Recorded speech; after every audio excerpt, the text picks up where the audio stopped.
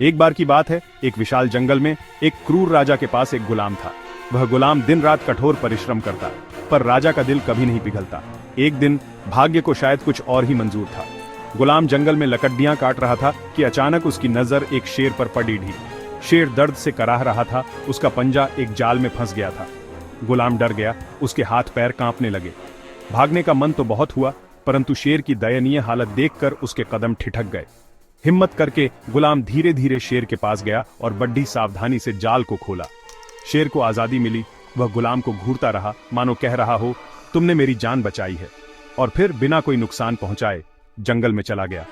कुछ दिनों बाद राजा शिकार पर निकला। संयोग देखिए, उसी जंगल में, उसी जाल में राजा फंस गया। गुलाम को राजा की चीख सुनाई दी। वह भागा हुआ वहां पहुंचा। राजा को देखते ही गुलाम समझ गया कि अब उसका क्या होगा, परंतु तभी वह शेर प्रकट हुआ। उसने राजा को पहचाना और गुलाम को भी। शेर ने दहाड़ कर गुलाम को पीछे हटने का इशारा किया और फिर जाल को अपने दांतों से काटकर राजा को आजाद कर दिया। राजा की जान उस गुलाम ने बचाई थी, ये बात शेर ने भली भांति समझ ली थी। एक गांव में दो मित्र रहते थे, मोहन और सोहन। मोहन बहुत होशियार था, जबकि सोहन थोड़ा भोला भाला। एक बार दोनों मित्र एक दूर देश में व्यापार करने गए। लौटते समय उनके पास बहुत सारा धन था। उन्होंने सोचा कि क्यों न रात को जंगल के रास्ते ही निकल जाए, इससे समय की बचत होगी। परंतु जंगल खतरनाक था, डाकुओं का डेरा था वहां। मोहन ने सोहन से कहा, हमें होशियारी से काम लेना होगा। सारा धन अपने पास रखने से अच्छा है कि हम इसे अलग अलग जगहों पर छुपा दें।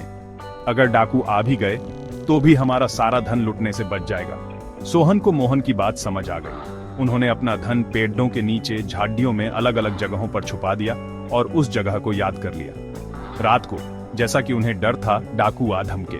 डाकुओं ने मोहन और सोहन को घेर लिया और उनसे सारा धन देने को कहा। मोहन ने बड़ी चालाकी से कहा, सरदार, हमारे पास जो कुछ भी था हम लूट चुके हैं, अब हमारे पास कुछ नहीं बचा। डाकू मोहन की बात पर यकीन नहीं कर रहे थे। उन्होंने मोहन और सोहन को बहुत पीटा, परंतु दोनों ने यही रटा कि उनके पास अब कुछ नहीं बचा। हार कर डाकू चले गए। जब डाकू दूर चले गए तो मोहन और सोहन ने अपने छुपाए हुए धन को इकट्ठा किया और सकुशल अपने गांव वापस आ गए। चैप्टर 3, मूर्ख कौआ और चालाक लोमड़ी। एक बार की बात है, एक जंगल में एक कौआ रहता था।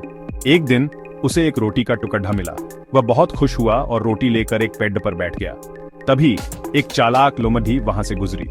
उसने कौए को रोटी खाते देखा तो उसके मुंह में पानी आ गया। उसने सोचा, कैसे भी करके ये रोटी मुझे हासिल करनी है। लोमड़ी पेड़ के नीचे आकर मीठी मीठी बातें करने लगी। उसने कहा, कौए भाई, आप तो बड़े सुंदर हैं, आपका रंग रूप तो निराला है, क्या मैं आपकी मधुर आवाज सुन सकती हूँ? कौआ लोमड़ी की चापलूसी सुनकर फूल उठा। उसे लगा कि लोमड़ी सचमुच उसकी तारीफ कर रही है। वह अपनी कलाकारी दिखाने के लिए बेताब हो उठा। कौआ रोटी को अपनी चोंच में दबाए हुए गाने की कोशिश करने लगा।